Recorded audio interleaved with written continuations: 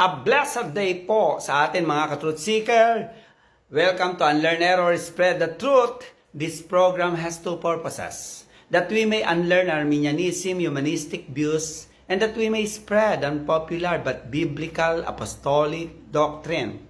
Tayo po ay nag-aaral ng soteriology, mga ka-truth seeker. Religion saves error. Part 13 na po tayo. Sinasagot na po natin ang mga questions about religion. Nag-discuss na po natin ang number 1 to number 3 na questions. Tayo po ay pupunta na sa number 4 questions. Continuation po. Ano po ang tamang kahulugan ng reliyon pag Biblia na po ang pinag-uusapan? May dalawang biblical definition ang reliyon, mga kapatid. Number 1, positive meaning ng religion sa Biblia. Sa Thayer's Greek lexicon, ang kahulugan ng Treskia ay fear of the gods, religious worship, religious discipline, religion, or religious discipline, which means the set of rules, practices, and moral habits to observe. Religious worship, ibig sabihin is external, that which consists in ceremonies. The number for religion. Yan ang definition ng Thayer's Greek lexicon.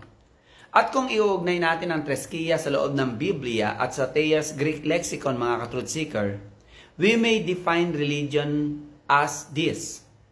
Religion is belief in, fear of, and reverence for God, expressed through external worship, obedience, and action. In short, mga ka-truth seeker, religion is good work. Ano? So, what is religion? Positive meaning niya. Religion means good work out of regenerated, saved spirit. Ang true at biblical na kahulugan ng religion, mga ka-truth seeker, ay belief in, fear of, and reverence for God, na nahahayag sa mabuting gawa natin, at mabuting gawa na ito ay nag-uugat sa regenerated, saved spirit natin. Patotohanan ko po ito sa James 1:2. Sabi ni James sa mga mananampalataya, mga kapatid ko, James 1:2. Meaning, ang kinakuusap ni Santiago dito ay mga regenerated na. Mga saved na. Ezekiel 36:26-27 na makakasunod na sa palutuntunan at naisin at kalooban ng Diyos. James 1:27. Ang dalisay na reliyon, sabi ni Santiago, ay walang dungi sa harapan ng ating Diyos at Ama, at ito ay dalawin ang mga ulila at ang mga babaeng balo sa kanilang kapigatian, at pag-ingatang walang dungis ang kanyang sarili sa sanlibutan. Meaning, sinasabihin na Santiago ang mga regenerated na, ang mga saved na naturalesang magbubunga ng dalisay na reliyon. Ang mga regenerated. Kaya nga may puso silang dumalaw sa mga balo at ulila at gumawa ng kabutihan at pag-ingatang walang dungis ang kanilang sarili kung maaari, progressively lumalago sila. Ang regenerated o saved spirit natin ay naturalesang magpo-produce ng saving faith o living faith. At ang saving faith ay naturalesang magpo-produce ng mabuting gawa, attitude, behavior natin, worship, discipline, reverence, love, obedience natin sa Panginoon na dumadaloy mula sa kaibuturan ng ating regenerated spirit. James 2:17-23 and Galatians 5:22. So, kaya tayo nauuhaw, naghahanap ng tunay at biblical religion ay dahil ligtas na tayo. Na-regenerate na tayo. Nagre-religion tayo, may religion tayo dahil ito ay resulta, pruweba ng ating natanggap na kaligtasan mula sa Diyos. Ito yung pinupunto, ipinapaliwanag ni James sa James 2:1-2 and James 2:26-27 nang mabanggit niya ang salitang Treskia o reliyon. Number 2 po. So ano yung number 1 definition ng religion? Positive meaning? Religion is good work out of regenerated, saved spirit. Number 2 po na definition ng religion is this, negative meaning ng religion. Religion means good work out of unregenerate spirit. Ito naman po ay karanasan ni Pablo sa Acts 26, Galatians 1. Si Pablo po ay gumagawa ng mga good work, sumusunod sa palatuntunan ng Diyos, striktong sumusunod sa mga tradisyon ng reliyong Hudyo, sekta ng Pariseyo. Para maligtas.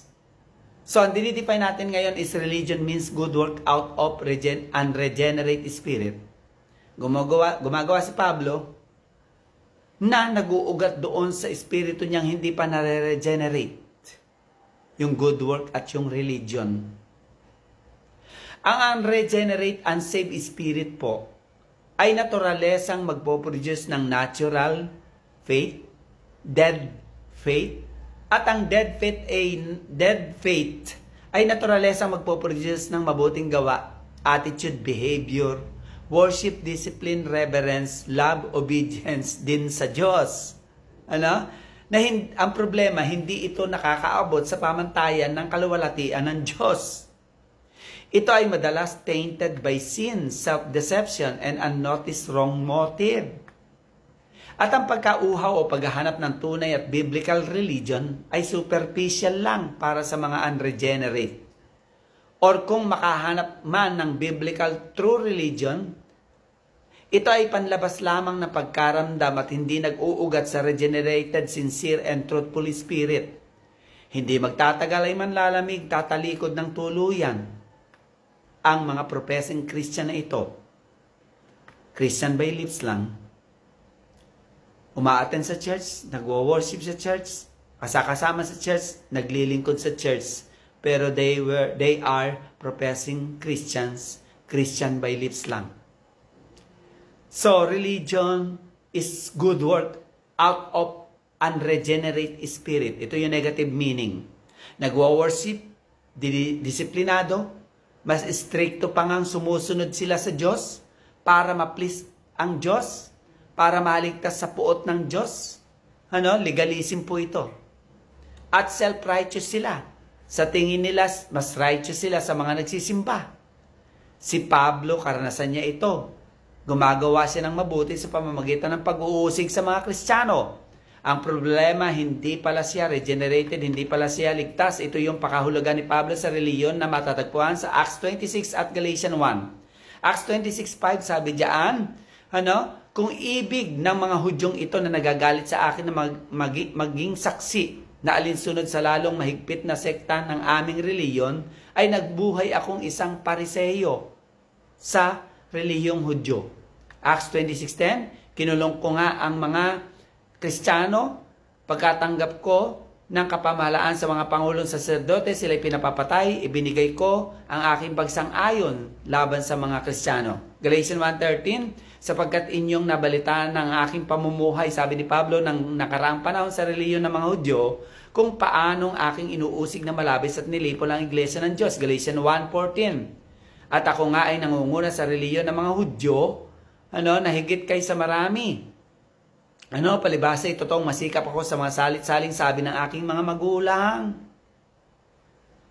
At napagtanto ni Pablo na si Jesus pala, nang matagpuan niya sa Acts chapter 9, ang tunay na makakapagligtas, hindi ang reliyong Hudyo, sekta ng Pariseyo, ang makakapagligtas sa kanya. Hindi reliyon. Relevance challenge po natin pinag-usapan, James 1:27. Sinasabi ni James, ang purong reliyon ay dumalaw sa mga balo at mga ulila at siguraduhin maingatan natin yung ating sarili nang walang dungis sa harapan ng Diyos at sa harapan ng sanlibutan. Our religion is pure if we will do good work and godly thing out of our regenerated spirit. Summary statement po natin pinag-usapan, pure religion is good work out of regenerated spirit. To unlearn error and spread the truth, you may subscribe and you may connect with us. Follow, watch, and subscribe. Ilalagay po namin ang link. Good day and God bless.